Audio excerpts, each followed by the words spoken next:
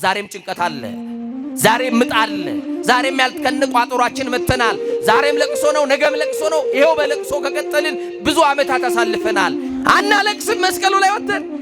የክርስቶስ መስቀል ግማዱ ያለው እዛ ነው። መስቀሉ ላይ እኮ ነው ማልቀስ፣ መስቀሉ ላይ እኮ ነው ማንባት፣ መስቀሉ ላይ ነው ስለ ኃጢአት ማንባት፣ ማልቀስ፣ ራስን መውቀስ፣ ራስን መክሰስ መስቀሉ ላይ ወጥቶ ነው እንጂ ንስሐ መግባቱ ላይ ፈራን። ምን ነው ከምስጢራት ተሳትፎ መድረስ፣ ቅዱስ ቁርባን መቀበል ለምን ፈራን?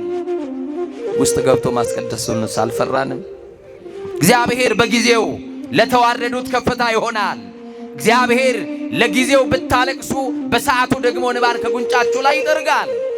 በሕይወታችሁ ውስጥ ለቅሶ ቢሆን፣ በትዳራችሁ ውስጥ ለቅሶ ቢበዛ፣ ሰንሰለታማ የሆነ ችግር በሕይወታችሁ ቢፈራረቅ፣ እወጣዋለሁ አልፈዋለሁ የምትሉትን መውጣት አቅቷችሁ ዳዴ እያላችሁ በእግራችሁ መራመድ አቅቷችሁ እጃችሁንም ጨምራችሁ ምትንፏቀቁ አላችሁ። ኑሮ ያልተሳካላችሁ፣ ትዳር ያልሰመረላችሁ፣ ንግዱን እየጀመራችሁ ምታውቆሙት፣ የቱንም እናንተ የምትጀምሩት ነገር ስኬት አላመጣ ብሎ በኑሮ ሸለቆ ውስጥ ደግሞ የምታለቅሱ ሰዎች አላችሁ።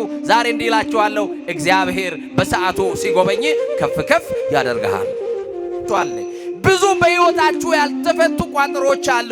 አዎ ከቋጠሮ በፊት መፈታት ያለብህ አንተ ራስህ ነህ። ጤራላ አማኑኤል ከተበደሉት ጋር አላ መድኃኔዓለም ተስፋ የቆረጥንበትን ሕይወት እግዚአብሔር ይምጣና ይቀይርልን። አሜን በሉ። የሚያጥበን ጌታ አለስ መቆሸሻችን ከገባንና ካመንለት፣ መውደቃችን ከገባን እጃችንን እንስተውና እሱ ደግሞ እጁ ይዞ ስቦ የሚያነሳን ጌታ እንዳለ እንነግራችሁ። የተጎሳቆላችሁ፣ ለጊዜው አንገት የደፋችሁ፣ ዛሬም ማልቀስ ነገም በሰው ፊት መቆም፣ ኑሯችሁ ሁሉ ከብድር ያልወጣ ከብድር ማታልፉ፣ ሁል ጊዜ በሰው ፊት መቆም እየሰለቻችሁ፣ ሰው የምትጠይቁበትን ቋንቋ ያጣችሁ፣ አይዟችሁ ለጊዜው ነው። አይዟችሁ ማጣት ሊኖር ይችላል። አይዟችሁ ጉስቁልና ሊኖር ይችላል። አይዟችሁ ቤተ ዘመድ ተሰብስቦ የእናንተን ጥያቄ መፍታት ላይችል ይችላል። ገንዘብ የማይመልሰውን ጥያቄህን ግን አማኑኤል ይመልሰዋል። አይዞ ወንድሜ፣ ስልጣን የማይፈታውን ጥያቄ መድኃኔዓለም ይፈታዋል።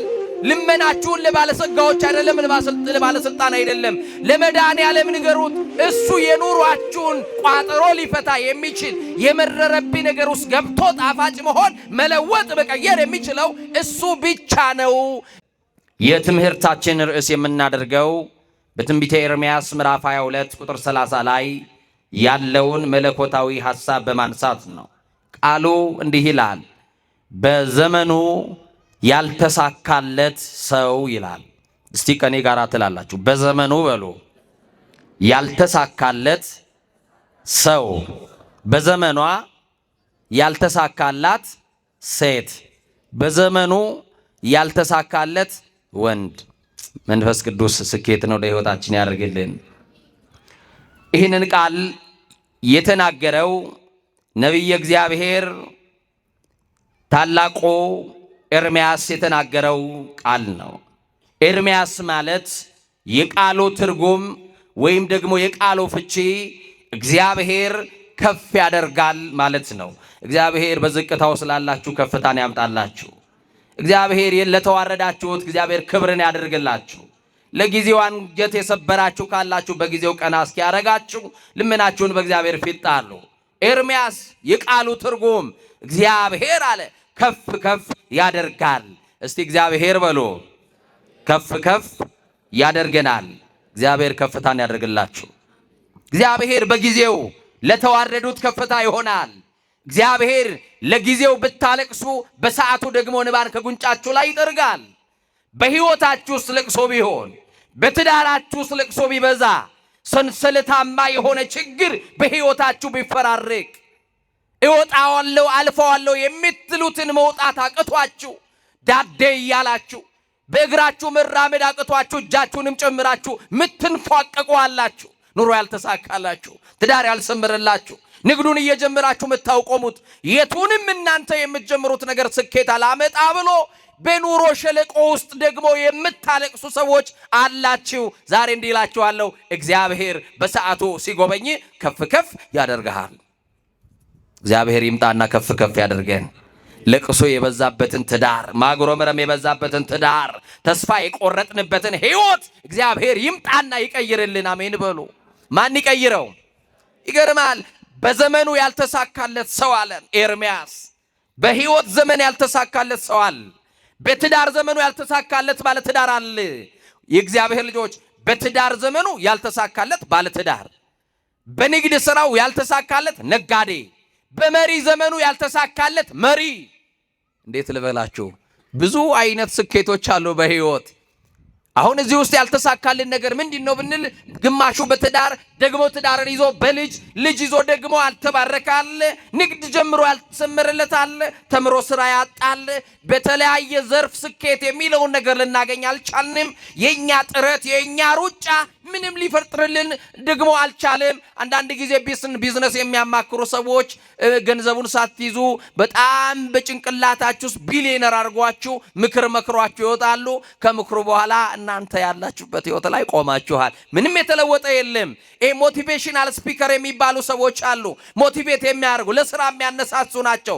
ለስራ ያነሳሳሉ እንጂ ከወደቅንበት የሚያነሱን አይደሉም። ከኃጢአት የሚያጥቡን አይደለም። ከእግዚአብሔር ጋር የሚያገናኙን ሞቲቬሽናል ስፒከር የሆኑት ሰዎች የሉም። ልብ አድርጋችሁ ስሙኝ። አሁን የእግዚአብሔር ቃል የሚነገረው ከውድቀታችን እንድንነሳ ነው። ከተዳደፍንበት እንድንጠራ ነው። የሚያጥበን ጌታ አለስ መቆሸሻችን ከገባንና ካመንለት። መውደቃችን ከገባን እጃችንን እንስተውና እሱ ደግሞ እጁ ይዞ ስቦ የሚያነሳን ጌታ እንዳለ እንነግራችኋለን። ብዙ በሕይወታችሁ ያልተፈቱ ቋጠሮች አሉ። አዎ ከቋጠሮ በፊት መፈታት ያለብህ አንተ ራስህ ነህ። ጤናማ ያልሆነ ትዳር ውስጥ ያለ፣ ጤናማ ያልሆነ ንግድ ውስጥ ያላችሁ፣ ጤናማ ያልሆነ ቤተሰብ ውስጥ ያላችሁ መጀመሪያ ትዳራችሁ ይፈወስ። መጀመሪያ ንግዳችሁ ይፈወስ። መጀመሪያ እናንተ ጤናማዎች ሁኑ። ለዚህ ነው ብዙ አይነት በሕይወታችን ስኬት የሚለው ነገር የተለየን። በዘመኑ ያልተሳካለት ሰው በሕይወቱ ውጣ ውረድ ያላችሁ፣ ለጊዜ ተቸግራችሁ የተጎሳቆላችሁ፣ ለጊዜው አንገት የደፋችሁ፣ ዛሬም ማልቀስ ነገም በሰው ፊት መቆም፣ ኑሯችሁ ሁሉ ከብድር ያልወጣ ከብድር ማታልፉ፣ ሁሉ ጊዜ በሰው ፊት መቆም እየሰለቻችሁ፣ ሰው የምትጠይቁበትን ቋንቋ ያጣችሁ፣ ብድር ተበድራችሁ መንደሩን ዞራችሁ ምትገቡ፣ አመሻሽ ላይ ወደ ቤት ምትገቡ፣ ሌሊት ከቤት ምትወጡ አላችሁ። በሰቆቃ የምትኖሩ አላችሁ። የወር ደሞዛችሁ ይኸው ቤት ልጆቻችሁን ማስተዳደር አቅቶት በጭንቀት ውስጥ ያላችሁ ሰዎች አላችሁ። ስኬት ማን ነው? ስኬት ምንድነው? ኤርምያስ የቃሉ ትርጉም የራሱ የስሙ ትርጉም ራሱ እግዚአብሔር ከፍ ያደርጋል። አይዟችሁ ለጊዜው ነው። አይዟችሁ ማጣት ሊኖር ይችላል። አይዟችሁ ጉስቁልና ሊኖር ይችላል። አይዟችሁ ቤተ ዘመድ ተሰብስቦ የእናንተን ጥያቄ መፍታት ላይችል ይችላል። ገንዘብ የማይመልሰውን ጥያቄህን ግን አማኑኤል ይመልሰዋል። አይዞ ወንድሜ፣ ስልጣን የማይፈታውን ጥያቄ መድኃኔዓለም ይፈታዋል። ልመናችሁን ለባለጸጋዎች አይደለም፣ ለባለስልጣን አይደለም፣ ለመድኃኔዓለም ንገሩት። እሱ የኑሯችሁን ቋጠሮ ሊፈታ የሚችል የመረረብኝ ነገር ውስጥ ገብቶ ጣፋጭ መሆን መለወጥ መቀየር የሚችለው እሱ ብቻ ነው። ነገራችንን ለእግዚአብሔር አሳልፈን አልሰጠነውም። ዛሬም ጭንቀት አለ፣ ዛሬም ምጥ አለ፣ ዛሬም ያልተከነ ቋጠሯችን መተናል። ዛሬም ለቅሶ ነው፣ ነገም ለቅሶ ነው። ይሄው በለቅሶ ከቀጠልን ብዙ ዓመታት አሳልፈናል።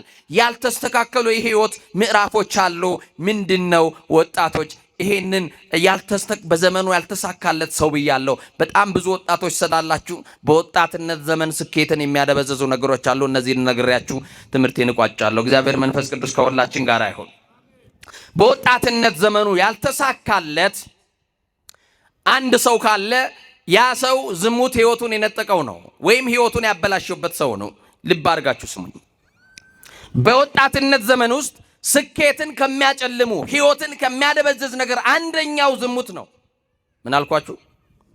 በወጣትነት ዘመኑ ያልተሳካለት ወጣት ካለ አንደኛው ደግሞ ዝሙት ነው። ሁለተኛው ደግሞ ጸጋውን ገንዘብ የነጠቀው ነው። በገንዘባቸው ምክንያት ጸጋቸውን የተነጠቁ፣ በገንዘባቸው ምክንያት ከቅድስና የራቁ፣ በገንዘባቸው ምክንያት ከቅዱሱ ቤተ መቅደስ፣ ከቅዱሱ አዳራሽ፣ ከእግዚአብሔር ሀገር፣ ከእግዚአብሔር ከተማ፣ ከቅዱሳኑ ርስት የወጡ ናቸው። ስለዚህ ወጣት ስትሆን ሁለት ነገር ይፈትናል። በሁለት ነገሮች ትወድቃላችሁ። የመጀመሪያው ዝሙት ነው፣ ሁለተኛው ገንዘብ ነው። ዝሙት ያልጣለውን ገንዘብ ይጥለዋል፣ ገንዘብ የጣለውን ደግሞ ዝሙት ይጥለዋል። እንዲህ ካለ ኃጢአት መድኃኔዓለም ሁላችንም ይጠብቀን። አንደኛ ብለን የምናየው በዘመኑ በስቲ ከኔ ጋራ ይሄንን አብረን እንድትሉ እለምናችኋለሁ። በወጣትነት ዘመኑ በሉ ያልተሳካለት ወጣት ምን አይነት ሰው ነው? በወጣትነት ዘመኑ ያልተሳካለት ወጣት ማን ነው የሚለውን በመጽሐፍ ቅዱስ ጥቂት እየከፈን እናንተ ገብታችሁ ቤታችሁ በደንብ ታሪኩ እንድታነቡ እኔ ከላይ ሐሳቡን እንድትረዱ ተነግራችኋለሁ። የወጣትነት ጊዜያትን ከሚያባክኑ ስኬትን ከሚያጨልሙ ነገሮች አንደኛውና ሊሰመርበት የሚገባው ዝሙት ነው። ሰማችሁኝ? የወጣትነት ዘመንን የሚያጨልም ስኬት የሚለውን ነገር የሚነጥቀን አንደኛው ማን ነው? ንገሩኛ። ዋነኛው ዝሙት ነው። ቅዱስ መጽሐፍ እንደሚነ ዝሙት ካለበት ሽሹ ተብለናል። በዚህ በአንደኛ ቆሮንቶስ መልእክቱ ቅዱስ ጳውሎስ ምዕራፍ 6 ቁጥር 18 ላይ እንዲህ ይላል፣ ከዝሙት ሽሹ ይለናል። ኃጢአትን በሁለት መንገድ ማምለጥ እንችላለን። አንደኛው ሸሽተን የምናመልጠው፣ ሁለተኛው ታግለን የምናመልጠው። ታግሎ ማምለጡ አልሆነልንም፣ ሸሽቶ ማምለጡን እንችላለን። ትችላላችሁ? አያችሁ፣ ሸሽቶ ማምለጥ ለመታገል አቅምህ ስስ ልትሆን ትችላለህ። በቀላል ልትሸነፍ ትችላለህ። መጠጥ ሊጥልህ ይችላል። ደካማ ነገሮችን ሰዎች አጥንተው በዙሪያ ያሉ ሰዎች ሊጥሉ ይችላሉ። ሸሽተ ማምለጥ ግን አያቅትህምና ወንድሜ ሸሽታችሁ አምልጡ። ዝሙት ከነገሰባት መንደር፣ እግዚአብሔር ካልከበረባት ስፍራ ሸሽታችሁ አምልጡ። ቅዱስ ጳውሎስ የነገረን ለቆሮንቶስ ክርስቲያኖች በጊዜው ይናገር እንጂ ለኔና ለናንተ ዝሙት ስኬትን፣ ዝሙት ሕይወትን ስለሚያጨልም ከዝሙት ምን በሉ አለ? ሽሹ አለ። በሁለተኛ ሳሙኤል ምዕራፍ 13 ቁጥር 1 ጀምራችሁ ስታነቡ አንድ ታሪክ እናገኛለን። ይህንን ታሪክ ምናልባት በተለያዩ መምህራን አባቶች ተምራችኋል። አጠር አድርጌ ነግራችኋለሁ። እንዲህ ይላል መጽሐፈ ሳሙኤል ካልዕ ምዕራፍ 13 ቁጥር 1 ላይ ከዚህም በኋላ እንዲሆነ ለዳዊት ልጅ ለአቤሴሎም አንዲት የተዋበች እህት ነበረችው፣ ስሟም ትዕማር ነበር። የዳዊት ልጅ አምኖንን ወደዳት። አምኖንም ከእህቱ ከትዕማር የተነሳ እጅግ ስለተከዘ ታመመ። ድንግልም ነበረችና አንዳች ያደርጋት ዘንድ በዓይኑ ፊት ጭንቅ ሆኖበት ነበረ። ለአምኖንም የዳዊት ወንድም የሳምዓ ልጅ ኢዮናዳብ የሚባል ወዳጅ ነበረው። ኢዮናዳብም እጅግ ብልህ ሰው ነበር። እርሱም የንጉሥ ልጅ ሆይ ስለምን በቀን በቀን ትከሳለህ አለው። ከሰውነት ተራ ወጥተሃል፣ ጠቁረሃል፣ አንዳች ሐሳብ ገብቶሃል፣ ምንድን ነው ንገረኝ ብሎ የታመመውን ሊጠይቅ ይህንን ጥያቄ አቀረበለት። እህቴ ትዕማር እንድትመጣ እንዲህ አለው። አምኖንም የወንድሜን የአቤሴሎምን እህት ትዕማርን ወድጃታለሁ አለው። አያችሁ፣ ዝሙት ዘመድ አይመርጥም። የእናቴ ልጅ ዘመድ እኮ ነው፣ እህቱ እኮ ናት። ወድጃታለሁ አለ። ከዛስ ኢዮናዳብ ብልህ ሰው ነው፣ ሐሳብ ሰጪ ነው። ምክር መምከር ጀመረ። ምን ብሎ? ታምም ያለው ብለ በአልጋ ላይ ተኛ አለው። ምን ብለ ንገሩኛ። ግን እኮ ምክር ብሎ መከረው እንጂ እኮ እውነት ነው የመከረው። ከዚህ በላይ በሽታ አለ እንዴ? ንገሩኛ።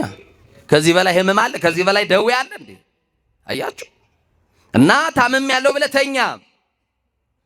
አባት ሊያይህ በመጣ ጊዜ እህቴ ትዕማር እንድትመጣና እኔም የምበላውን እንጀራ እንድትሰጠኝ መብሉን እኔ እያየው እንድታዘጋጅልኝ ከእሷ እጅ እንድበላ እሷን ወደ እኔ ላክልኝ ብለ ለምነው። የዛን ጊዜ የወደድካት ሴት ወደ እልፍኝ ትገባለች፣ የወደድከውን አድርግ ብሎ መከረው ይላል። ልብ አድርጋችሁ ስሙ። ዳዊትም መብልን ታዘጋጁለት ዘንድ ወደ ወንድምሽ ወደ አምኖን ቤት ሂጂ ብሎ መልእክተኞች ወደ ትዕማር ቤት ላከ። ትዕማርም ወደ ወንድሟ ወደ አምኖን ቤት ሄደች። ተኝቶም ነበር። ዱቄት ወስዳ ለወሰች፣ እያየም እንጎቻን ጋገረችለት። ምጣዱንም ወስዳ በፊቱ ገለበጠች። እሱ ግን ይበላ ዘንድ እምቢ አለ። ምክንያቱም ፍላጎቱ ዝሙት ነው እንጂ ምንድን ነው? እሷን ከክብር ማሳነስ ነው እንጂ እንጀራ መብላት አይደለም። አያችሁ፣ እምቢ አለ። ደክማነ የሰራችለት እውነት ወንድሜ ታሟል፣ ከኔ እጅ ቢበላ ይድናል። ይህንን የሰማችው እሷ አንዳች ነገር ሊያደርግባት ፈልጎ ለዝሙት እንደከጀላት ሊያስነውራት እንደፈለገ ከክብር ሊያሳነሳት እንደመጣ ግን አታውቅም። ይህንን አደረገ። ከዛስ ሰውን ሁሉ ከቤት ውስጥ አስወጡልኝ አለ። አያችሁ፣ ሰው ሁሉ ከቤት ሲወጣ ይህን ሁሉ ነገር አልጠረጠረችም።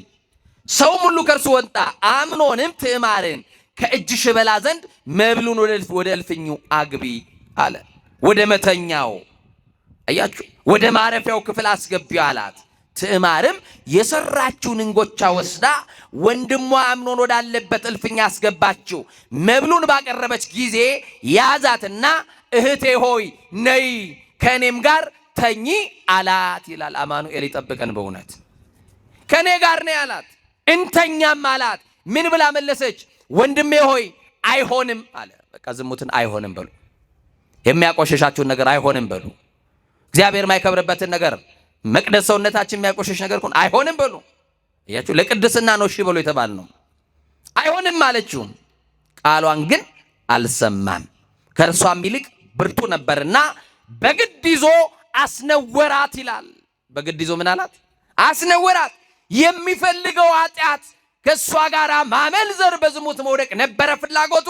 የሚፈልገው ተሳካለት፣ አመነዘረ። ከዛ በኋላ ከወደዳት መውደድ ይልቅ አብዝቶ ጠላት ይላል። አያችሁ መጨረሻዋን። ዓለም እንደዚህ ነው። አላምጣ ምትተፋኔ እናቴ ልጅ። ዓለም እንደ ሸንኮራ አገዳ መጣ ትተፋለች። ሳት አያችሁ አኝካ ትተፋናለች። ግድ የለም አኝካ እንኳን ከተፋችን ግድ የለም። ማን ይፈልገናል? አማኑኤል ይፈልገናል። ዓለም ይኸው መጣ ወዛችን ጠውልገን እንመጣለን። ማን ይፈልገናል? ማን ያለመልመናል? በቃ ቆሽሸን እኮ ነው የምንመጣው። ለመንጻት እኮ ነው የምንመጣው። መቆሸሻችን ሲገባን እኮ ነው የምንመጣው። ሕፃን ልጅ መቆሸሹ ሲገባ ወደ እናቱ ይሄዳል፣ እናቱ ስለምታጥበው። እኛ መቆሸሻችን ሲገባን ወደ እናቱ ቤተክርስቲያን እንመጣለን። ምንድን ነው ታዲያ አቃተን? ቤተክርስቲያኑን እኮ መተናል። ይሄው ቃሉን እየሰማን ነው። መታጠቡ ላይ ፈራን። ንስሐ ምን ነው? መንጻቱ ላይ ፈራን። ምን ነው? ንስሐ መግባቱ ላይ ፈራን። ምን ነው? ከምስጢራት ተሳትፎ መድረስ፣ ቅዱስ ቁርባን መቀበል ለምን ፈራን? ውስጥ ገብቶ ማስቀደሱንስ አልፈራንም? የሌሊቱን እንቅልፍ አሸንፎ ማህሌት መቆሙንስ አልፈራንም? ይኸው አያችሁ፣ ዝሙት ህይወታቸውን ያበላሸባቸው ናቸው። በዘመኑ ያልተሳካለት ወጣት የተባለው ዝሙት ህይወቱን የነጠቀው ልክ እንደዚህ ሰው እንደ አቤሴሎም ልጅ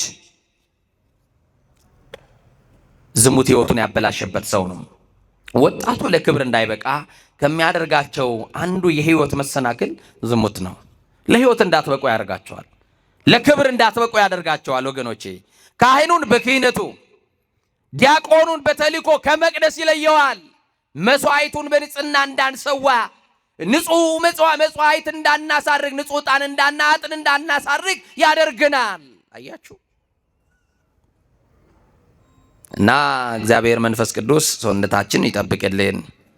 በዚህ በዮሐንስ ወንጌል ምዕራፍ 8 ላይም ታሪኳን የምታውቋት ሴት ዘመኗን ሁሉ በዝሙት በምንዝር የኖረች ሴት ዝሙት መተዳደሪያ የሆነላት ወደ እርሷ እየገቡ የሚያመነዝሩ ሰዎች ከዛ የሚፈልጉትን ካደረጉ በኋላ በሚሰጧት ሳንቲም የምትኖር ሴት ነበረች። አንድ ቀን ወደ ክርስቶስ እቀርባለሁ አላለችም። አንድ ቀን ከበደሌ ነጻለሁ ብላላ ባላሰበችበት ሰዓት ከሳሾች ቀርበው ክርስቶስ ጋር እንዳደረሷት ለዚህ ታሪክ እንግዳ አይደላችሁ። ወንጀለኛ ተብላ ለብቻዋ። ወገኖቼ አሁን አማኑኤል ደብቆልን ነው እንጂ ሁላችን ወንጀለኛ አይደለን። አማኑኤል አልፎን ነው እንጂ አትቶልን ነው እንጂ ሰርዞልን ነው እንጂ አይቶ እንዳላየ ለንስሐ ዕድል ሰጥቶን ነው እንጂ ቢገልጥብንማ ማን ንጹሕ አለ? የለም እኮ። ማን ለክብር የሚበቃለ? የለም እኮ። እንደው አሁን ለመቅደሱ እንመጥናለን ራሳችንን ብንፈትሽ፣ እንደው ለአውደ ምሕረቱ እንመጥናለን እንደኔ ያለው ደካማው መምህር። አልቆሸሽንም። የደከምንበት ነገር የለም አለ። ማን ሸፍኖልን? ማን ደብቆልን? ማን ከድኖልን? ማን ከቶልን? አይ ክብር ለመድኃኔዓለም ይሁን። በደልና ኃጢአታችን እንደ በቀል ላላሰጣብን ለአማኑኤል ክብር ይሁንለት። አሜን በሉ። ይገርማል እኮ። እና ሁለተኛው ገንዘብ ነው ብያቸዋለሁ። ምንድን ነው አልኳችሁ? ገንዘብ የወጣትነት ጊዜን። በነገራችን ላይ በወጣትነት ሰርታችሁ ገንዘብ መያዝ አይደለም እያልኳችሁ ያላችሁ፣ በገንዘባቸው የጠፉትን ወጣቶች ነው እያወሯችሁ ያለው። በዘመኑ ያልተሳካለት ሰው ማን ነው? በዚህ በሁለተኛ ነገሥት ምዕራፍ 5 ቁጥር 20 ላይ ስታነቡ የነቢየ እግዚአብሔር የቅዱስ ኤልሳን ታሪክ በሚገባ ታነባላችሁ።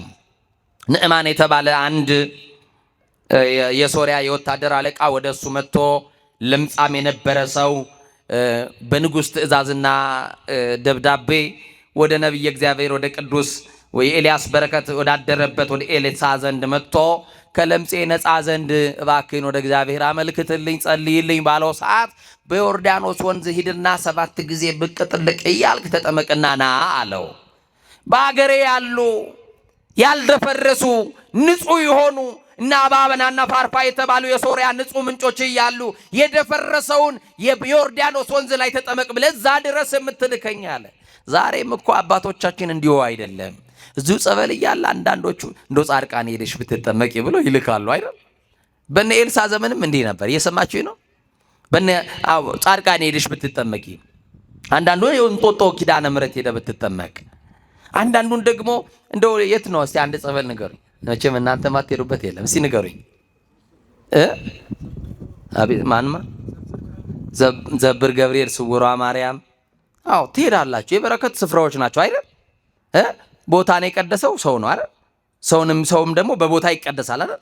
ቦታን ስናከብር አይደል? እኛም ስንከብርበት በንጽህና ስንይዘው ቃለ እግዚአብሔር ሲፈስበት አዎ ታምር ይሰራል እግዚአብሔር። እውነት አሰት እውነት። እናንተ ማምናችሁ ስለምትሄዱ ደግሞ ድናችሁ ትመጣላችሁ። አያችሁ እና ይገርማል። ወደ ሶሪያ ልቆት እንደነገረው 7 ጊዜ ብቅ ጥልቅ እያለ ተጠምቆ ሲመጣ ለምጹ ርግፍ ብሎለት የመጀመሪያ መልኩን ይዞ በደስታ ወደ ነብይ እግዚአብሔር ወደ ኤልሳ ዘንድ መጣና ምን ላድርግልህ አለው። ኤልሳን እየሰማችሁ ነው? ያዳነው ኤልሳ አይደለም፣ የፈወሰው ኤልሳ አይደለም።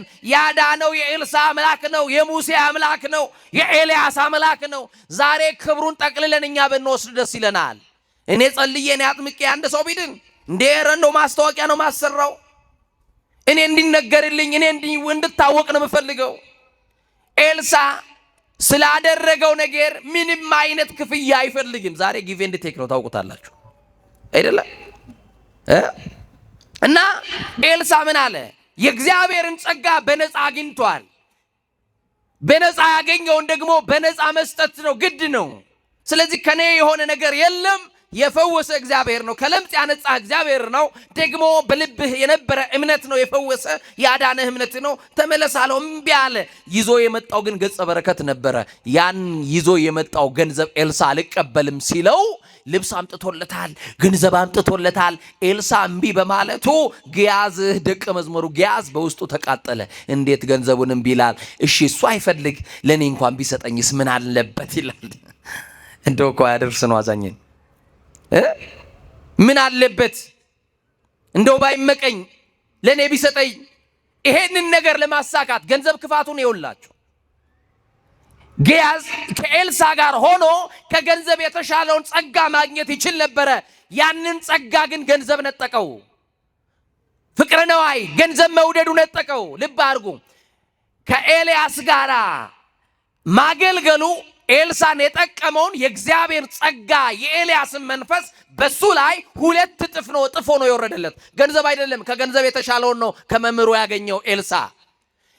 ይሄም ግያዝ ደቀ መዝሙር ነው፣ ከመምህሩ የተሻለውን ጸጋ ያገኝ ነበረ፣ ግን ገንዘብ ነጠቀው። ልብ አድርጉ ወጣቶች፣ ዝሙት ያልነጠቀው ሌላው ደግሞ ገንዘብ ይነጥቀዋል። አያችሁ። ከዛ ምን አደረገ መሰላችሁ? ኤልሳን ሸወደና ሳያዮ ተደብቆ ተሰናብቶ ወደ ሀገሩ እየተመለሰ ድኖ የሚመለሰውን ድሮ መቼም ገዳም ግሸን ማርያም ታውቃላችሁ አይደል? ግሸን ማርያም ሄዶ የሚያውቅ ሰው እስቲ እጁን ያሳየኝ። እንዴ እኔ እኮ ለመዘግብ እኮ አይደለም፣ ቀጣይ ምዝገባ አይደለም፣ እኔ ጉዞ አዘጋጅ አይደለም። እስቲ አውጡ አሳዩኝ። 1 2 3 4 ሰው ምናምን አይቻለሁ። የለም እንደው ብር ቢኖረኝ ወስዳችሁ ነበር። እሺ ጥሩ ነው። ግሸን ማርያም ስንሄድ አንድ ልክ የሰማችሁ ይናል ኩታበር አካባቢ ነው አለፍ እንደተባለ ተለያየን የሚባል ወንዝ አለ እና ተለያየን ወንዝ ላይ ሰው ሁሉ እየወረደ ይታጠባል። ሰማችሁኝ አይደል? ወንዙ ራሱን የቻለ ታሪክ አለው። ተለያየን የተባለበት ምንድነው እየጠየቅኩ አይ ከዚህ በኋላ ከኃጢአት ጋር ቻው ቻው እየተባባልን ነው። እስከዛሬ የሰራነውን በውሃ ታጥበን ምን እያልን ነው? ይሄማ እግዚአብሔርን ማታለል ነው የሚሆነው። ንስሐ ሳይገባ ንገሩኝ እንጂ ወደ ካህን ሳንቀርብ ቀኖና ሳንወስድ አያችሁ፣ ሳንጾም ሳንጸልይ ይሄ ውሸት ነው። ይሄ አይሆንም። የሰማችሁኝ ነው አይደል? ከዛ በኋላስ መስቀሉ ላይ ይወጣል ግሸን ማርያም። እኔ እንጃ፣ እኔ በዘመናችን እንደዛ አይነት በሬ ሲታረድም አይቻላቅም። መስቀሉ ላይ የፈሰሰው የክርስቶስ ደም ነው። መስቀሉ ላይ ወተን እንኳን የምንበላው የበሬ ስጋ ነው። መስቀሉ ላይ ልብ አድርጉ፣ መስቀሉ ላይ የፈሰሰው የኢየሱስ ክርስቶስ ደም ነው፣ ከኃጢአት ሁሉ የሚያነጻው። ወደሙ ለኢየሱስ ክርስቶስ ያነጻሃንም ኩሉ ኃጣውኢን የተባለው እዛም ሄደን የበሬን የፍየል የበግ ደም አፍስሰን ስጋ በልተን ወይን ጠጥተን ጠላ ጨልጠን እንመለሳለን። ይሄ ነው ከኃጢአት መለያየት? ከኃጢአት መለያየት ይሄ ነው ወይ? መስቀሉ ላይ ወተን የታረደውን የክርስቶስን ስጋ መቼ ነው ምንበላው? መስቀሉ ላይ ወተን መጣን፣ ፎቶ ተነስተን ቲክቶክ ሰርተን አሳውቀን አሳውጀን ዛሬ ጉዟችን ሰመረ አማረ ብለን ስንወርድስ እየዳነ ሄደ እየዳነ እያልን ስንወጣ አልጋ በአልጋ ነው እያልን። እየሰማችሁኝ ነው? ከነቋጠሯችን ሄደን ሳንፈታ መምጣታችን አያሳዝንም? ያልተሳካለት ሰው ማለት እኮ እኛ ነን። አናለቅስም መስቀሉ ላይ ወተን። የክርስቶስ መስቀል ግማዱ ያለው እዛ ነው። መስቀሉ ላይ እኮ ነው ማልቀስ፣ መስቀሉ ላይ እኮ ነው ማንባት፣ መስቀሉ ላይ ስለ ኃጢአት ማንባት ማልቀስ፣ ራስን መውቀስ፣ ራስን መክሰስ መስቀሉ ላይ ወጥቶ ነው እንጂ። የእናቴ ልጅ ቢቻልስ መስቀሉ ላይ ለክርስቶስ ለዛ ለስጋውና ደሙ እንዲያበቃ እንደው ተስሎ መምጣት ነው እንጂ መስቀሉ ላይ ወጣ የሽሮ የበርበሬ ጥያቄ ዛሬም መስቀሉ ላይ ነው። ስለ ጤፍ፣ ስለ ኑሮ፣ ስለ ቤት ኪራይ፣ ስለ እንጀራ፣ ስለ ምናምን፣ ስለሚያልቀው፣ ስለ ጊዜያዊው አያችሁ፣ የስጋ ፍላጎት ለሆነው ነገር የዚህን ዓለም አምሮታችን መቼ እንደሚወጣልን አላውቅም። መስቀሉ ላይ ሄደን መቼ ነው ክርስቶስን የምናየው? በዚህ ወር ነው መሰለኝ ታኅሳስ 11 ቅዱስ ያሬድ ዓመታዊ በዓል ነበር አይደል? ቅዱስ ያሬድ ታውቃላችሁ፣ ንጉሥ አጼ ገብረ መስቀል ማዜም ሲጀምር ንግስቲቱ ከነደንገጥሮቿ ደግሞ ንጉሱ ከነወታደሩ ይወጣና የቅዱስ ያሬድን ዜማ ይሰማ ነበርና ዘንግ ይዞ ዝማሜውን እየዘመመ ያለ የአጼ ገብረ መስቀልን እግር ወቅቶ እግሩ እንደተወጋ አጼ ገብረ መስቀል በተመስጦ ሰማይ ደርሶ እግሩ እየደማ የቅዱስ ያሬድ ደሙ እየፈሰሰ አጼ ገብረ መስቀል ንጉሱ ነው በተመስጦ የወጉት። ያ ሁሉ ደም ሲፈስ አያይም፣ ያ ሁሉ መከራን አይመለከትም። ምንድነው ቅዱስ ያሬድን ይህንን ሁሉ መከራ ያስረሳው ተመስጦ ብቻ ነው ወይ ሲባል ለካስ መስቀሉ ላይ ነበረ ቅዱስ ያሬድ፣ ለካስ ቀራንዮ ላይ ነበረ። እንደው አይታችኋል አይደል? ዘንግ ሲጥሉ ሲያነሱ ሊቃውንቱ እንደው ሙያዬ ስላልሆነ እንዳላበላሸው እናንተ ታውቁታላችሁ፣ አባቶች ያረሙኛል። የሰማችሁ ነው? እንደው ዘንጉን ይዘው ይህን መቋሚያው እንደው ሲወርቅ ሲነሳ ማንን እያሰቡ እንደሆነ ታውቃላችሁ? ከሊቶስጥራ እስከ ቀራንዮ እርጥብ መስቀል ይዞ የወደቀላቸውን የተነሳላቸውን የወደቀልንን የተነሳልንን ደግሞ ያነሳንን ርቃን የተሰቀለውን የአይሁድን ርኩስ ምራቅ የተቀበለውን የተተፋልህን የተናቀውን የሕማም ሰው የተባለውን አማኑኤልን ጎዱኑ እስኪታይ የተገረፈውን መድኃኔ ዓለምን ሰንበሩ እስኪታይ አጥንቱ እስኪቆጠር ድረስ የተገረፈውን እርጥብ መስቀል ይዞ የወደቀውን በወደቀበት ሲረግጡት አይሁድ ሲተፉበት ያንን ክርስቶስን ቀራንዮ ላይ እንዳያየውን መከራ እየተሳተፉ በተመስጦ ሰማይ ይደርሳሉ፣ በተመስጦ ቀራንዮ ላይ ይደርሳሉ። አልታደልን። ዛሬ ማህሌቱ ላይ ስንት ወሬ ያለ መሰላችሁ? ዛሬ ማህሌቱ ላይ ቀራንዮን እንዳናይ ተሸፍነናል። ማህሌቱ ላይ ወሬ አለ። ማህሌቱ ላይ ማለቅሶ ነው እንጂ ምን ወሬ አለ? ከቻልን ክርስቶስ ቅዱስ ያሬድ እንዳየው ቀራንዮን ማየት አያችሁ። መስቀሉ ላይ ሄደን ግን ክርስቶስን ሳናይ እየወረድን ነው። እሱን አይተን እንድንወርድ አማኑኤል በቸርነቱ ይርዳን። ጊያዝ ሸወደና ንዕማን ሄዷል፣ ተሰናብቷል። ኤልሳ አላየኝም ብሎ ነው የሚያስበው። ኤልሳው በዛ ሰዓት ቤት በኩል እንደወጣ እንደሄደ በኤልሳ ላይ ያለው ቅዱስ የእግዚአብሔር መንፈስ ግን ገልጾለታል። መንፈስ ቅዱስ ከሳቲ ነው። መንፈስ ቅዱስ ደግሞ የተገለጠው የተደበቀውን ገልጾ ለኤልሳ ነግሮታል። ከዛ በኋላ ኤልሳ እንደላከ ሆኖ እንዲህ አለው፣ 1 መክሊት ብርና 2 መለወጫ ልብስ ትሰጣቸው ዘንድ አዞሃል ብሏል። ያልታዘዘውን ቅድም አልፈልግም አይሆንም ብሎ ነበረ።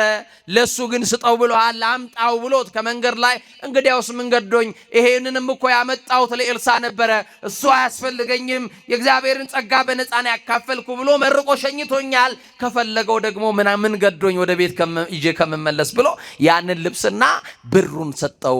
ገያዝ አጭበርብሮ ተቀብሎ ብሩን ቀብሮ ባዶ እጁን ወደ ኤልሳ ዘንድ ቀረበ። መምህሩ ምን አለው? ከየት መጣህ አለው። አረ የትም አልሄድኩኝም እዚሁ ነኝ አለ። እንዲህ ብሎ አለው፣ የትም አልሄድክም? አዎ ብሎ መምህሩን ሲዋሸው በንዕማን ላይ ወጥቶ የነበረው ለምጽ ባንተ ላይ ይውጣብህ አለው። ገንዘብ ጸጋን ይነጥቃል። ገንዘብ አያችሁ፣ አጭበረበረ በገንዘብ። ዛሬስ በሚዛን ነበር ድሮ የምናጭበረብረው።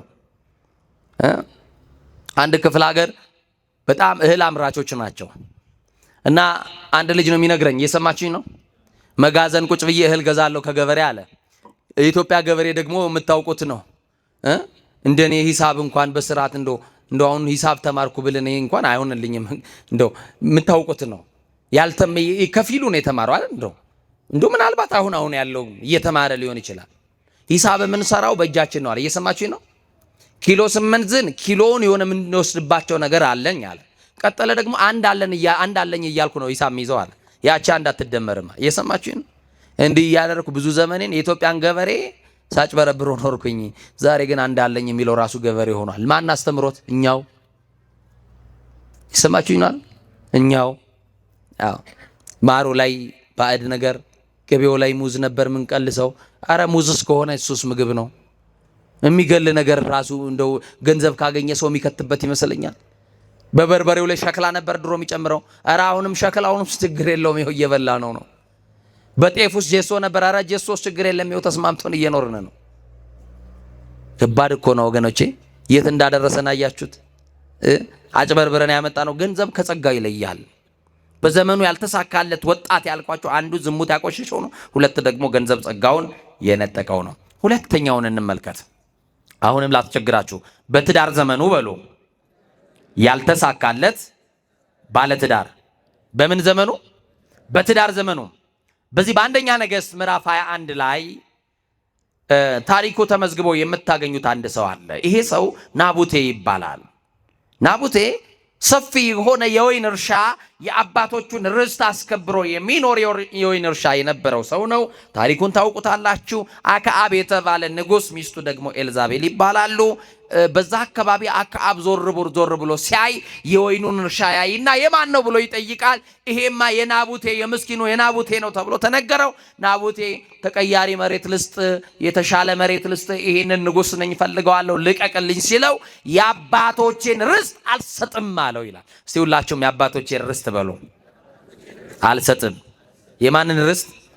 የአባቶቻችን ርስት ቤተክርስቲያናችን ናት። ሊገፋት የሚሞክር ካለ ይገፋል። የሰማችሁ ይኖር። የምትገፋም ቤት ሆነ አይደለም፣ የምትነቀልም ቤት መሆን አይደለም። ባሸዋ ላይ አይደለም የተመሰረተችው። የሰማችሁ ይኖር። መሰረቷ ጉልላቷ የሆነላት ራሱ ክርስቶስ ነው። እቺን ቤተክርስቲያን ልግፋ ብሎ የሚሞክር ካለ ጸቡ ከክርስቶስ ጋር ነው። ምክንያቱም አካሉ ስለሆነች። የሰማችሁ ይኖር። ለዚች ቤተክርስቲያን ራስ ስለሆነላት ደግሞ በዚህች ቤተክርስቲያን የከበረው እሱ ነው። በታቦቱ ላይ የተጻፈው የሱ ስም ነው። አያችሁ፣ በሰማይና በምድር ጉልበት ሁሉ ለስሙ ለኢየሱስ ክርስቶስ ለሚለው ለስሙ ይንበርከክና ይስገድለት ተብሎ የተጻፈው በአዲስ ኪዳን ጽላት ላይ እሱ ነው፣ ሌላ የለም። እና እንዲህ አደረገ። በአንደኛ ሳሙኤል ምዕራፍ 3 በአንደኛ ነገሥት ምዕራፍ 21 ናቡቴ ይሄንን አልሰጥም የአባቶችን ርስት በማለት በዚህ እንዴት ንጉሥ ሆኜ ዝም ይለኛል፣ እንዴት ሲከለክለኛል በማለት ንጉሡ አክዓብ በንዴት ባልጋው ላይ ወደቀ ይላል። ኤልዛቤል በቁጣ እንዲህ አለችው፣ ስለምን ፊት ጠቆረ? ስለምንስ ተበሳጭተሃል? ንገረኝ አለችው። ከዛ በኋላ ናቡቴ የተባለ ሰው የወይን አትክልት እንዲሰጠኝ ጠየቅኩት፣ እሱ ደግሞ የአባቶቼን ርስት አልሰጥም አለኝ አለ። በዚህ ሰዓት እንዲህ አለች፣ ሄደችና ምስኪኑን የአባቶቹን ርስት አልሰጥም በማለቱ ድሃውን ምስኪኑን ናቡቴን ሄዳ አስገደለችው፣ ደሙንም በአደባባይ ላይ ያዘራቸው። በዚህ የተነሳ እግዚአብሔር ተቆጣ። ሰማችሁኝ አይደል? የናቡቴን ደም ውሾች እንደላሱት ያንቺን ደም ደግሞ ውሾች ይልሱታል አላት። ከዛ በኋላ ናቡቴን በማስገደሏ የተነሳ ትዳሯ ተነጠቀ። በሞት ተነጠቁ። መጨረሻቸው በሞት ተደመደመ ማለት ነው። ይህንንም ብቻ አይደለም። በኦሪት ዘፍጥረት ምዕራፍ 19 ላይ ስትመለከቱ የሎጥ ሚስት የባሏን ቃል ባለማክበሯ ምክንያት ያችን የኃጢአት ከተማ ዞር ብላ እንዳታስታውስ እንዳትመለከት ስትባል ያችን የኖረችበትን ልጆች የወለደችበትን ብዙ ሕይወት ያሳለፈችበትን የኃጢአት ከተማ የምትቃጠለዋን ከተማ ዞር ብላ በማየቷ የጨው ድንጋይ ሆና ቀርታለች። ከትዳሯ ተለይታለች። ባለትዳር ነበረች። በትዳር ዘመኑ ያልተሳካላት ባለትዳር የሎጥ ሚስት ናት፣ ድንጋይ የሆነች። ዛሬም እንደዚህ አይነት ሕይወት ያለን ሰዎች አለን። በትዳር ዘመናችን ያልተሳካልን ሰው የአንድ ቅድስት ታሪክ በነግራችሁ ደስ ይለኛል። በግብፅ ሀገር የትዕግስት እመቤት ትባላለች። እስቲ በማርያም ላስቸግራችሁ፣ የትዕግስት እመቤት በሉ። የምን እመቤት? ግብፃውያን አባቶች ልጆቻቸውን ሲመክሩ የትዕግስት እመቤት የሆነችን የዚችን ሴት ታሪክ በመንገር ነው። ስሟ ታኦድራ ይባላል። በስንክሳር ላይ ስሟ ተጽፏል። ቅድስት ናት። እቺ ታኦድራ አባትና እናቷ ለአቅመ ሔዋን ደርሰሻልና አግቢ አሏት። ከዛም እኔ ፍላጎቴ ምንኩስና ነው፣ ክርስቶስን የሙሉ ጊዜ አገልጋይ ሆኜ እሱን ማገልገል ፈልጋለሁ፣ ሙሽርነቴ ሰማያዊ እንዲሆን የክርስቶስ ሙሽራ እንደሆን እፈልጋለሁ። እናንተ ደግሞ አግቢ ብላችሁኛል። አባቴ ንቄ እናቴን አቃልዬ ቢመነኩስ ደግሞ እግዚአብሔር አይቀበለኝም። ግድ የለም፣ ከተቀደሰ ጋብቻ ደግሞ የተቀደሱ ቅዱሳን ይወጣሉ። ጋብቻው መቀደስ ነው። ጋብቻው ከተቀደሰ ዛሬም ቅዱሳን ይገኛሉ። ጋብቻንም የባረከው የመሰረተው መስራቹም ራሱ ባለቤቱ ነው። የጋብቻውን ፈቃጅ ራሱ ነው። ጥሩ ነው አለችና ግን እኔ የማገባው በስጋውና በደሙ ነው አለች። አያችሁ ምርጫ በምንድን ነው አለች? በስጋውና በደሙ ነው። ከዛ ሻሉ ባላጩላት በስጋው ደሙ ቤተ ክርስቲያን ሞሸረቻቸው፣ ቃል ኪዳን አደረጉ። እንዲህ እያሉ ሲኖሩ በጣም ብርቱ ሴት ስለነበረች አንድ ሌሊት ተነሳችና ባክን ባሌ ወደ ቤተ ክርስቲያን እንሂድ። ሌሊት እኮ ነው፣ ሲነጋ ነው እኮ ምን ሄደው ከምስጢራት የምንሳተፈው በጠዋት በማለዳ ሄደን ነው። አሁን ሰዓቱ እኮ ከባድ ነው፣ ምሽት ነው፣ ሌሊት ነው። ሴት ነሽ፣ ብቻሽን ሜዳችም ፈተና ይገጥምሻል፣ ተይ አላት። በትዳር ዘመኑ ያልተሳካለት ምንድን ያልኳችሁ? ባለ ትዳር። ልብ አድርጎ ባልና ሚስቶች መለያየት የለባቸውም። ምን የለባቸው?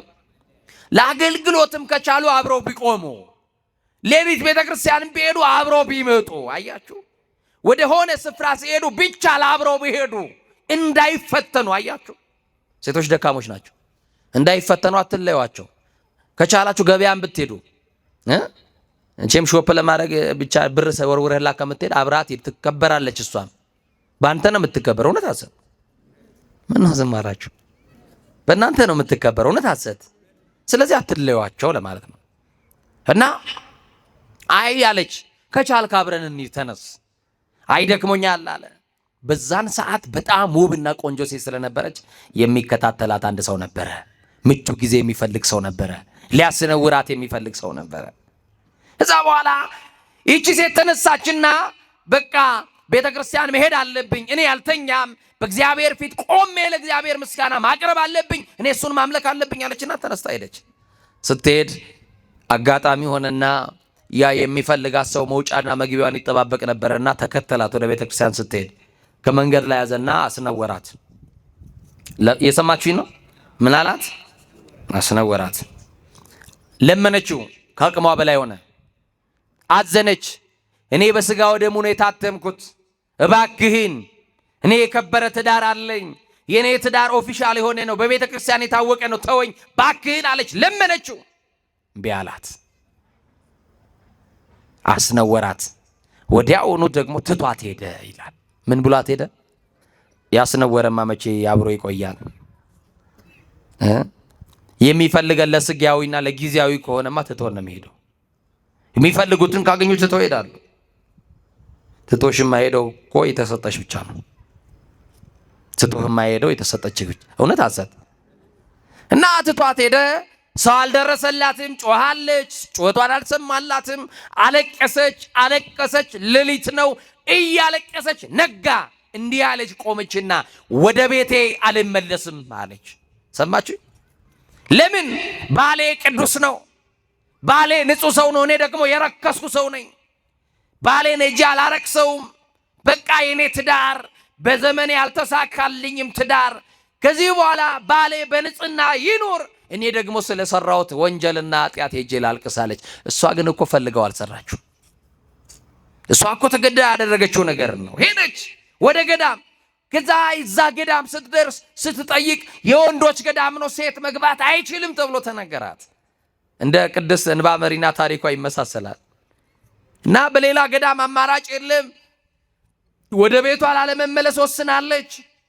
አንድ ጊዜ ቆርጣ የሄደችበት ነገር ነው። ስለዚህ ምን ማድረግ አለባት?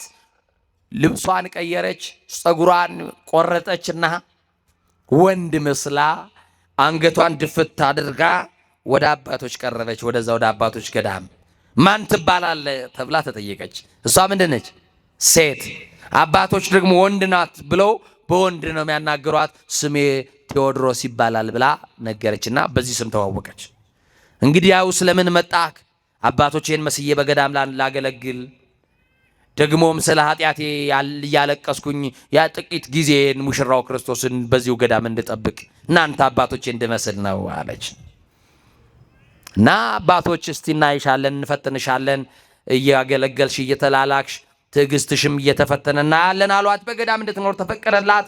አባ ቴዎድሮስ ወንድ መስሎ፣ ቅድስት አውዳ ሴት ሆና ግን ወንድ መስላት ቴዎድሮስ በሚለው ስም አባቶች ሲልኳት በፍጥነት ሲጠሯት አቤት ትላለች፣ ሲልኳት ወዴት ትላለች። እንዲህ እያለች ለረጅም ዓመታት ካገለገለች በኋላ ብዙ ፈተናዎችን አልፈሃልና አባ ቴዎድሮስ አሁን ላንተ ቆብ ተፈቅዶልሃል፣ መመንኮስ አለብህ አሉ። ገዳሙን ወሰነለትና መነኮሱት። አባ ቴዎድሮስ ተባለ። የሰማችሁ ይናር አባ ቴዎድሮስ ተባለ። መኖር ጀመረ። አሁን ፈተና መጣ። ትዳሩ ፈተና አለው። የእናቴ ልጅ ምንኩስናው ፈተና አለው። ምን ፈተና የሌለበት አለ? አንዳንዱ ሞኞች በትዳር ሕይወታቸው ውስጥ ፈተና ሲበዛባቸው እንደው ኤጭ ምንኩስና ይሻለኛል ብለው እንደው ማስፈራሪያ አድርገውታል። አይደለም፣ ሁለቱም ማትረፊያ ነው። የእናቴ ልጅ የተሰጠ መክሊት ላይ ብትቆይ ነው የሚሻለው። እውነት አስብ። አሁንና አንዳንድ ጊዜ ደግሞ ሰው ሲከስር አይደለም ገዳም የሚሄደው፣ ሲያጣ አይደለም ገዳም የሚሄደው። መጽሐፍ የሚናገረው የቅዱሳን ገድልም የሚያወራው ሙሉውን ነገር ትቶ ነው የሚመነነው። በጉድለት ሰዓት አይደለም፣ በክስረት ሰዓት አይደለም፣ ዘመድ ሲሞትብህ አይደለም፣ ከእጅ ያለው ሲበተን አይደለም፣ ቤት ጭቅጭቅ ሲነሳ አይደለም። ደስታ የሆነ የሞቀን ቤት ነው ለእግዚአብሔር ትቶ መውጣት። የሞላውን ጎጆ ነው እንጂ ትቶ መውጣት። የእናቴ ልጅ ይሄ ነው ምናኔ የሚባለው። እና ፈተና መጣ። እየሰማችሁኝ ነው? በትዳር ውስጥ ፈተና ገጥሟታል። እየሰማችሁኝ ነው አይደል? ደግሞ መነኮሰች። አሁንም ፈተና መጣ። ነግሮናል እኮ የክብር ባለቤት በዓለም ሳላችሁ መከራ አለባችሁ አለ አይደለ? ነገር ግን አይዟችሁ እኔ ዓለምን አሸንፌላችኋለሁ ብሎናል። ፈተናው ምንድን እንደሆነ ታውቃላችሁ? ወደ ገዳሙ አበምኔት ክስ መጣ። በዚህ ገዳም ያለ አንድ መነኩሴ አንድ ሴት አስነውሮ ልጅ ወልዷል ተባለ። አበምኔቱ ደነገጡ። የገዳሙን ማህበር ሰበሰቡና ሕፃን ልጅ ያዘች ሴት አለች፣ ማን ነው እስቲ ከዚህ ውስጥ በደንብ ለይ፣ አንቺን ያስነወረሽ የዚህ ሕፃን አባት ማን ነው እስቲ እንወቀው ሲሉ አባ ቴዎድሮስ ጋር መጣችና ለዚህ ነው አለች። እሱ ግን ምንድነው? አባ ቴዎድሮስ ምንድነው?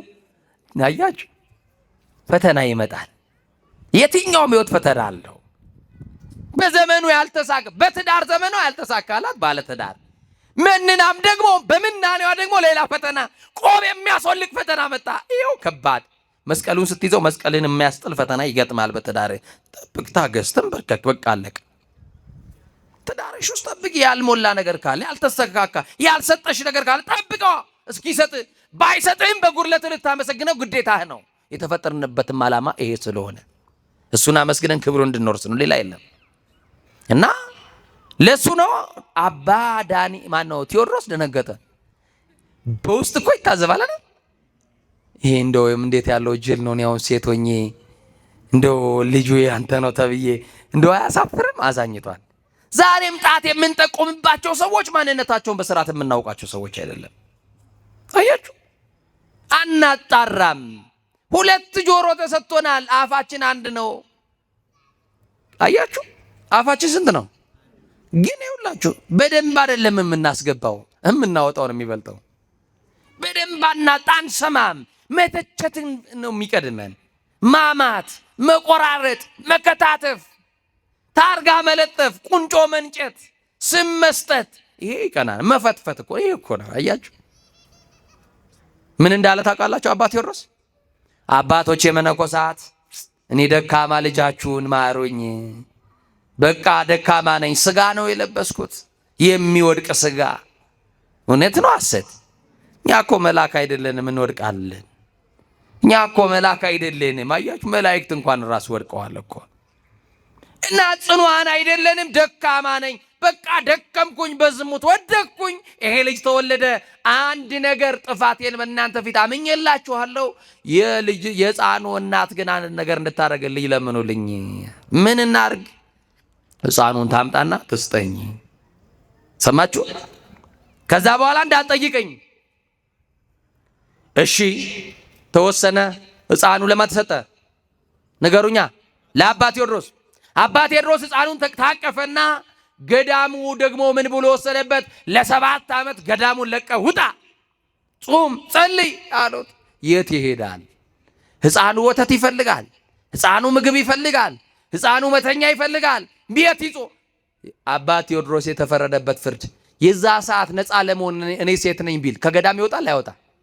ምክንያቱም የአባቶች ገዳም ነዋ። ገዳሙን ደፍረሃል ተብሎ ከገዳምም ይባረራል። አያችሁ ይሄ ነገር እንዳይሆንበት ይሄ ፈተናዬ ነው ልቀበል ብሎ ያልወለደውን ልጅ ይዞ ታቅፎ ወደ በረሃ ወጣ። በረሃ ሲወጣ አብሮት አማኑኤል ወጥቷል። ከተገፉት ጋር አለ አማኑኤል፣ ከተበደሉት ጋር አለ መድኃኔዓለም። ከዛ በዋሻ ውስጥ ገባና ቶራ እንዲታለብለት አደረገ አማኑኤል። ሚዳንቋ ታውቃላችሁ? ይመጡና ይታለቡለት። ሕፃኑን ያንን ወተት እያጠጣ ለ7 ዓመት እሱ እያለቀሰ እየጸለየ። በጣም የሚገርማችሁ ለ7 ዓመት በዋሻ ውስጥ በነበረው ቆይታ ስለ ራሱ ሳይሆን ያለቀሰው አባ ቴዎድሮስ ወይም እናታችን ስላስነወራት ሰው ነበር የጸለየችው። አይገርምም? ከክብር ያሳነሳትን ሰው እግዚአብሔር ሆይ ማረው። በዝሙት የወደቀውን በዘመኑ ያልተሳካለት ወንድ ነው። በዘመኑ ያልተሳካለት ሰው ነው። ዝሙት ቅድስናውን የነጠቀው ነው። ማረው፣ ይቅር በለው እያለች ጸለየችለት። እነኚህ ቅዱሳን ይጸልዩልን።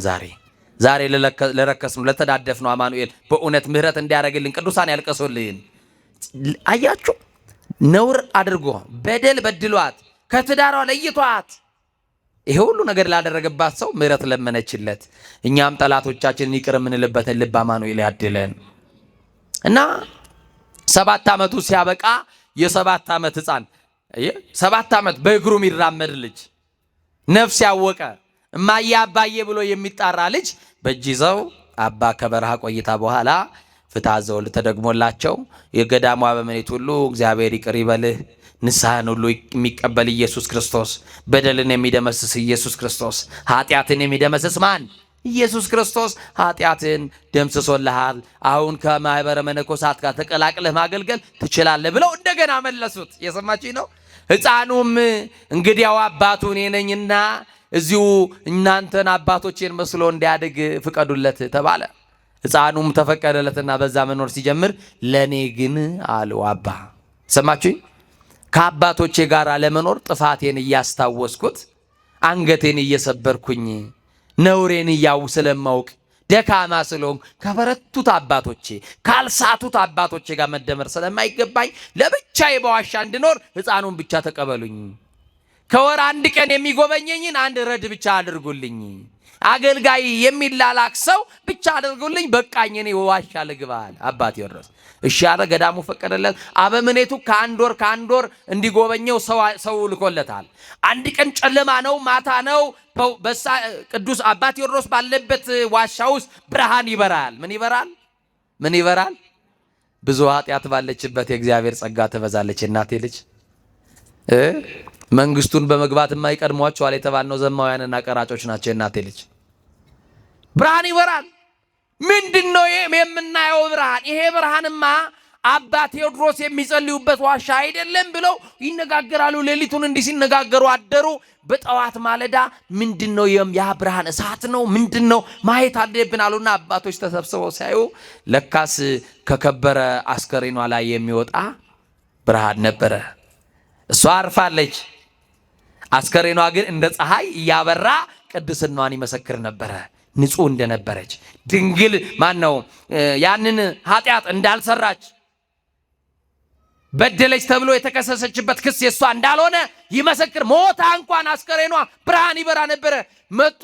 እንዴት ያለ ጻድቅ ነው ሳናውቀው አስከሬን ሁሉ ብርሃን ተሞልቷል ብለው ጸሎት አደረጉና አባቶች እንደ ገዳሙ ስርዓት ደግሞ ገንዘን መቅበር ይገባናል ብለው ለመገነዝ ልብሰ ምንኩስናውን ሲያወልቁ ሴት መሆኗን አወቁ። ሁሉም ከአበምኔቱ ጀምሮ ተደፍቶ ሳናውቅ 7 ዓመት ሙሉ ከገዳም አባረን ጻድቅ የሷ ያልሆነውን ልጅ ወንድ ናት ብለን ስንሰጥ አሜን ብላ የራሷ ያልሆነውን ልጅ አሳድጋ ለገዳም የሰጠች እንዴት ያለች ትዕግስተኛ የትዕግስት እመቤት ናት አሏት። በዚህ አሁን በግብፅ ሀገር ቅድስት ታኦድራ የምትባለዋ እናት የትዕግስት እመቤት ይሏታል። እኛንም ትዕግስተኛ አድርገን። በአገልግሎት ዘመኑ ያልተሳካለት ባለትዳር ይህቺ ሴት ነበረች። ግን መጨረሻው ግን በስኬት ተደምድሟል። እየሰማችሁ ነው አይደል? ሶስተኛውን አብራችሁ ትጠሩና ትምህርታችንን እንጨርሳለን። በአገልግሎት ዘመኑ በሉስ ያልተሳካለት አገልጋይ በምን አልኳችሁ? በአገልግሎት ዘመኑ በአንደኛ ሳሙኤል ምዕራፍ 3 ቁጥር 1 ጀምራችሁ ስታነቡ በካህኑ ኤሊ ዘመን አፍኒንና ፊናንስ የተባሉ የድፍረት ኃጢአት በቤተ መቅደስ ውስጥ ያደርጉ ነበረ። ለእግዚአብሔር ቤት የሚመጣውን ለመስዋዕቱን ስጋ ይበሉ ነበረ። ደግሞ ከእስራኤል ሴቶች ጋር በመገናኛው ድንኳን ላይ ያመነዝሩ ነበረ።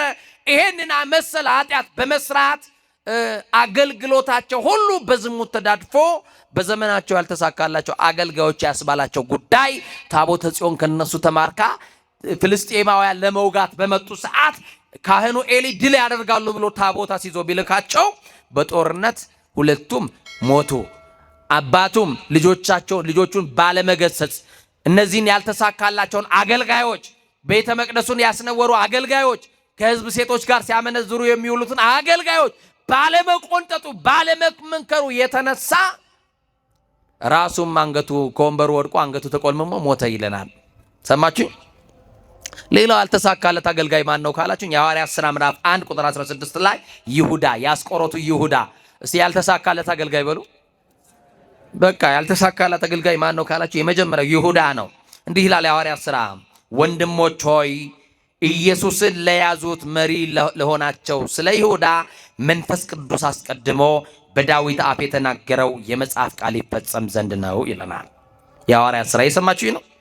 ወንድሞች ሆይ ኢየሱስን ለያዙት መሪ ለሆናቸው ስለ ይሁዳ መንፈስ ቅዱስ አስቀድሞ በዳዊት አፍ የተናገረው የመጽሐፍ ቃል ይፈጸም ዘንድ ነው።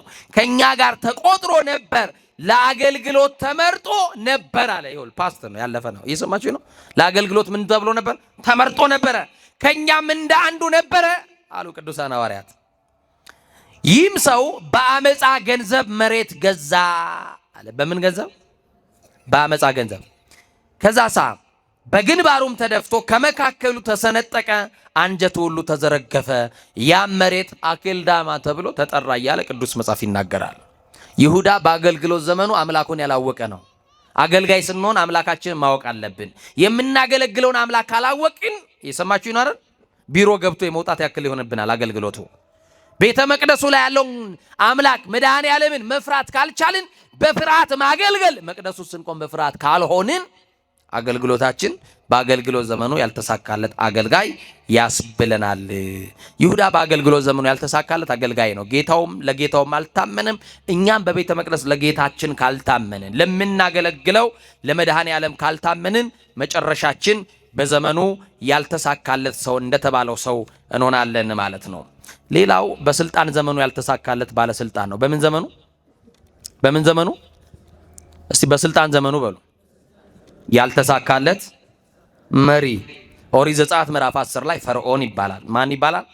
ፈርዖን ስልጣኑን በኃይል ተጠቀመ። እስራኤላውያንን በደለ፣ ህዝብ አሰቃየ።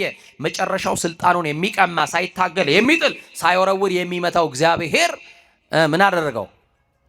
ህዝቤን ከእጅ እፈልጋለሁ አለው። የምታሰቃየው ህዝብ ባለቤት አልባ አይደለም አለው። የምታስለቅሰው ህዝብ፣ የምትገድለው ህዝብ፣ የነራሔል ሕዝባ በፊቴ ወጥቷል፣ ጩኸታቸውን ሰምቻለሁ። ዱባና ሽንኩርት እያበላ ጡብ የምታስረግጠውን ሕዝብ የምትጨቁነውን ሕዝብ ስልጣንን ተጠቅመ ሰራዊትን ተጠቅመ የምታደርገው ግፍና በደል በፊቴ ወጥቷል አለው። ከዛስ እግዚአብሔር ጩኸታቸውን ሰማ። ፈርዖንና ሰራዊቱን በኤርትራ ባህር አሰጠማቸው። የፈርዖን ስልጣን በእግዚአብሔር ተቀማ። ሰማችሁ? በስልጣናችሁ በጎ ካላደረጋችሁ ስልጣናችሁን አማኑኤል ይቀማዋል። ወቁ። ጥቂት ስልጣን ያላችሁ ትንሽ ስልጣን ይዛችሁ በስልጣናችሁ ዘመድ የምትመርጡ ካላችሁ፣ መንደር ውስጥ የገባችሁ ባለስልጣን ካላችሁ፣ ጎሰኛ የሆናችሁ ባለስልጣን ካላችሁ የሚሽርም የሚሾመውም እግዚአብሔር ነው። ሲሾም ብቻ አይደለም እግዚአብሔር፣ ሲያከብር ብቻ አይደለም እግዚአብሔር፣ ሲያዋርድም አይተናል። ሲሰጥ ብቻ አይደለም ሲነጥቅም አይተነዋል። ሲያከብር ብቻ አይደለም ሲያዋርድም አማኑኤልን አይተናል። ወገኖቼ የፈርዖን ስልጣን በእግዚአብሔር ተቀማ። በዘመኑ ያልተሳካለት መሪ መጨረሻው በሞት ተደመደመ። ከነሰራዊቱ አለኝ ብሎ በሚመካበት ሰራዊቱ ጋር በኤርትራ ባህር ውስጥ ተደመደመ። ዛሬም የፈርዖንን ልብ የያዙ እብሪተኞች ወደ እግዚአብሔር ካልተመለሱ በስተቀር መጨረሻቸው ሞት ነው። እመኑኝ። የፈርዖንን ልብ የያዙ ያን አገልጋዮችን ያሳደደ መሪ ሄሮድስ ነበረ። ዛሬም የሄሮድስን ልብ የያዙ ቤተክርስቲያንና አገልጋዮቿን ሊያሳድዱ ይችላሉ። መጨረሻቸው ግን ጥፋት ነው። እመኑኝ። መጨረሻቸው ምንድን ነው? ይሄው መጽሐፍ እኮ ነው የሚናገረው። ራሱ ተቀምጧል። ምን ይላል? ያዕቆብን በመግደሉ ምክንያት የደስታ የምስራች ሲያሰሙ ጴጥሮስን አሰረው። በዚህ የተነሳ ከእግዚአብሔር መልአክ ተላከ። ክፉኛ ይኸውላችሁ፣ ያ የተላከው የሚቀጽፍ መልአክ የሚምር አይደለም፣ ለምሕረት አይደለም፣ ለቁጣ የታዘዘ መልአክ አገኘው፣ መታው። 5 ቀን በጽኑ ደዌ ተሰቃየ ሄሮድስ። ለምን? ትልቋ ቤተክርስቲያንን መግፋት ሲጀምር ታመመ። ትልቋ ቤተክርስቲያንን መግፋት ሲጀምር ወደቀ ይላል። የብዙዎች ውድቀት ቤተክርስቲያን ላይ ሄዶ የተላተሙ ቀን ነው። ታላቋ ቤተክርስቲያን ሊነካኩ ሲሞክሩ ውድቀታቸው ይፋጠናል። የሰማችሁ ነው። መሪዋ ራሷ ማ ስለሆነ ራሱ ክርስቶስ ስለሆነ በታላቅ ሕመም ታወከ፣ ታመመ። ከዛን ስጋው ሸቶ ተልቶ ሞተ ይላል። አያችሁ፣ የ5 ቀን ሕመም ስጋው እስኪበሰብስና እስኪተላ ድረስ አደረገው። ያ የመታው ቀጻፊ መልአክ ለቁጣ የተላከው መልአክ መጥቶታል። 5 ቀን ድረስ ግን ተሰጥቶታል ንስሐ እንዲገባ። 5 ቀን ያሳደዳትን ቤተክርስቲያን ይቅርታ እንዲጠይቅ ተደርጓል። ዛሬም ያሳደዷት ዛሬ ነገ ወድቀው ቤተክርስቲያን ይቅርታ ካልጠየቋት የሰማችሁ ነው አይደል? መጨረሻቸው እንደ ሄሮድስ ነው። የክርስቶስን ቤተክርስቲያን ማሳደድ፣ አገልጋዮቿና አማኞቿን ማሰቃየት መጨረሻው ጥፋት ነው። አሁን በዘመኑ ያልተሳካለት መሪ ያልኳችሁ፣ ባለትዳር ያልኳችሁ፣ አገልጋይ ያልኳችሁ ብዙ ነገር ጠቀስኩላችሁ። በዘመኑ የተሳካለት ሰው ለመሆንስ ምን እናደርግ? ከኔ ጋር ናችሁ? ስኬታማ ሰው ምን ለመሆን ምን እናደርግ? ለእግዚአብሔር እንገዛ፣ ድሃ አንበድል፣ የሰው ሀቅ እንመልስ፣ የሰራተኛ ደሞዝ አንውሰድ፣ ከተፈቀደልን በላይ አትውሰዱ፣ ከታዘዛችሁት ነገር በላይ አታደርጉ፣ ለመስሪያ ቤታችሁ ታመኑ፣ ለሾሟችሁ ሰዎች ታመኑ፣ ለትዳራችሁም ታመኑ፣ ለቤታችሁም ታመኑ። ይሄንን አድርጉ። የሰማችሁን አይደል? ቀጥሎስ ንስሐ ግቡ። ቀጥሎስ ስጋውና ደሙን ተቀበሉ። የዛ ጊዜ በዘመናችሁ የተሳካለት ሰው ትሆናላችሁ።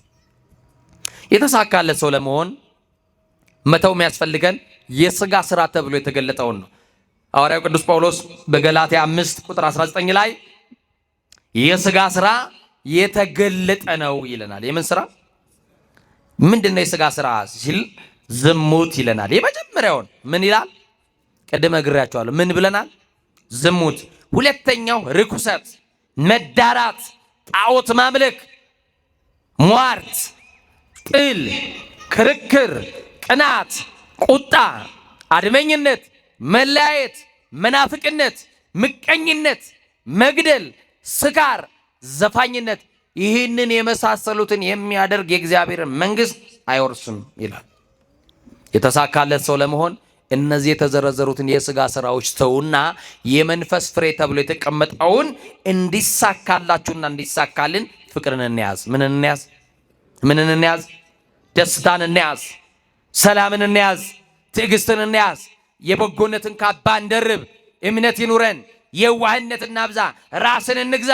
ይህንን ካደረግን በዘመኑ የተሳካለት ሰው መሆን እንችላለን። የምትወጥኑት ነገር ይሰምርላችኋል። የምታቅዱት ነገር ይሳካላችኋል። እየሰማችሁ ይኖራል። በዘመኑ የተሳካለት ሰው ትባላላችሁ። አንድ ሴት ነበረች። ትምህርቴን ጨረስኩኝ። ሰማችሁኝ? ስንት ሴት ነበረች? ያው ቆይቼ ስለመጣው ነው ማቆያችሁ። እሺ ከብዙ ቆይታ በኋላ ስለመጣው አንድ ሴት ነበረችና ይቺ ሴት ትዳር አላት፣ ግን ልጅ የላትም። ይሞላል ሁሌ። ማን ሲሰጥ ነው? ማን ሲሰጥ ነው? እግዚአብሔር ሲሰጥ ደግሞ መጠበቅ ነው። እሱ ይታማል ለመስጠት? ንገሩኛ በማርያም ለመስጠት ይታማል? አይታማም። እና የሚገርማችሁ ትዳሯ ውስጥ ልጅ ያጣችሁ 11 ዓመት ነው። ስንት ዓመት? ይሄው ታሪክ ይናገር። ስምዖንና አቅሌስያ 30 ዓመት ልጅ ሳይኖራቸው ጠበቁና አቡዬን አገኙ። ገብረ መንፈስ ቅዱስ ገብረ ሕይወትን አያችሁ። ስንት ዓመት? 30 ዓመት የሚጠብቅ ባል የለም እናቴ። 30 ዓመት የምትጠብቅ ሚስት የለችም። ችግሩ ከሱ ሊሆን ይችላል ፍቺው የሚል ይኖራል። ችግሩ ከሷ ነው ፍታት የሚል አማካሪ ይገባል። እናቴ ልጅ እንደ ገብረ መንፈስ ቅዱስ እናት እንደ አቅሌስያ የሚጠብቅ ልብ ይስጣችሁ። እንደ አባታቸው እንደ ቅዱስ ስምዖን የሚጠብቅ ልብ ይስጣችሁ።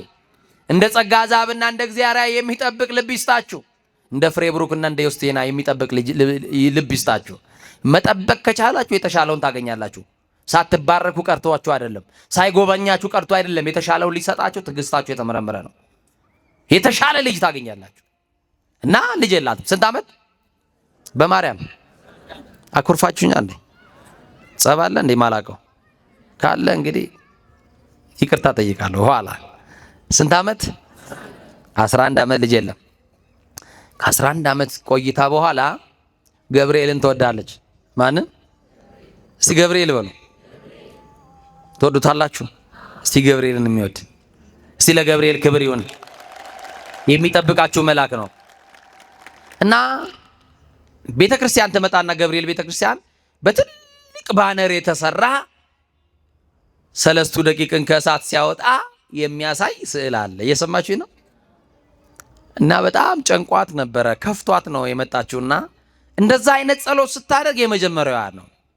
እንባዋ ቀደማት ከጸሎቷና ተንበርክካ እንዲህ ያለችው ስለምትወደው እኮ ነው። ገብርኤልን ሚካኤልን የሚወዳለ፣ ገብርኤልን የሚወዳለ፣ ኡራኤልን ሩፋኤልን አይደለ? እና ገብርኤልን በጣም ትወዷለችና ቀድማ ስታየው እንባዋ ቀደመና ተንበርክካ እንዲህ ያለችው ቅዱስ ገብርኤል በትዳሬ ያልተሳካለት ባለ ትዳር ተብያለሁ። ሰማችሁ? ትዳሬው ሰዎች እጃቸውን ነክረዋል፣ እኔን እየጎተቱ ሊያወጡ፣ ባሌንም በዛ እየጎተቱ ሊያወጡ ሊለያዩን ነው። የተገመድንበት ገመድ ደግሞ የታሰርንበትን ያን ገመድ ደግሞ ያሰረው አማኑኤል ነው። እሱ ያሰረውን ገመድ ሰዎች ሊቆርጡ እየተሯሯጡ ነው። አያደርስ እኮ ነው ዛሬ። እንደ አማኑኤል የገመደውን ሁሉ ለመቁረጥ የሚገባ ሰው አለ ሳያውቀው። እና ይሄ ሁሉ በትዳሬ ውስጥ ፈተና የመጣው ልጅ ስለሌለኝ ነው። ቅዱስ ገብርኤል አለችው። የሰማችሁ ነው? ብስራት ለማርያም ነግረሃል፣ ብስራት ለኤልሳቤጥ ነግረሃል፣ ትወልጃለሽ እያልከ ነግረሃል። መቼ ነው እኔን ብስራት የምታሰማኝ? ትላንት ብስራት ገብርኤል ነበረን። መቼ ነው ለእኔ ብስራት የምታሰማኝ? እኔንስ መቼ ነው ትወልጃለሽ የምትለኝ? እባክህን የዛሬ ዓመት ወንድ ልጅ ከሰጠኝ አለችው። የዛሬ ዓመት ምን ከሰጠኝ? እሱም ጤነኛና የሚያድግ ልጅ ከሆነ ምሰጥህ ነገር የለኝም። ልጁን ክርስትና በቤተ መቅደስ አስነሳለሁ። በየወሩ ካንተ ቤተ መቅደስ እያመጣው አቆርበዋለሁ ብላ ተሳለች። ከዛስ የምታለቅሰውን እንባ የ11 ዓመት ማጣቷን የ11 ዓመት ስኬት አልባ የትዳር ጉዞዋን በዛ እንባ ውስጥ ገለጠችና እንባዋን ከዓይኖቿ ፍስ አረገችና ስዕሉ ላይ ረጭታ ስዕሉን ቀብታው ሄደች። የሰማችሁኝ? ስዕሉ ላይ ረጨችና ስዕሉን ቀብታ ሄደች ወደ ቤቷ። በዓመቱ ምን አለፋችሁ የሚያሳሳ ሊያዩት የሚያጓጓ ወንድ ልጅ ሰጣት ቅዱስ ገብርኤል። አመሰገነች። ባሏ ቤት ደስታ ሆነ። ስኬት አልባ የነበረው የ11 ዓመት ጨለማ ትዳር ብርሃን ሆነ። ገብርኤል መጣና 11 ዓመት ጨለማ የወረሰውን ትዳር ብርሃን አደረገው። ማጣታቸውን አራቀላቸው። አቤት ገብርኤል ይመጣል። ሲመጣ ከእሳት እየጎተተ ሲመጣ፣ ከገደል እያወጣ ሲመጣ፣ ካለህበት ሁኔታ ሲመጣ ማጣትህን ሊያርቅልህ የምስራች ይላል። ገብርኤል ይመጣና ትወልዳለህ፣ ትወልጃለሽ። የምስራች ያጣሽውን ነገር ወደ እጅሽ ይገባል። የምስራች የተበተነው ይሰበሰብልሻል። የምስራች የአንገት ደፍራት ቀና የምትልበት ቀን መጣልኝ ብሎ ቀን ያወጣል። አቤት ቅዱስ ገብርኤልን አመስግኑት እስቲ፣ አክብሩት በእናታችሁ።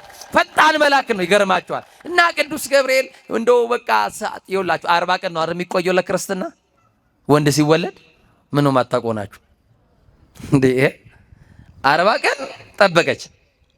አሁን የት ነው ክርስትና ማንሳት ያለባት? ባሏ እና የባሏ ዘመዶች መጡና ከደስታ ብዛት የተነሳ ስለት ሁሉ ተረስቷል።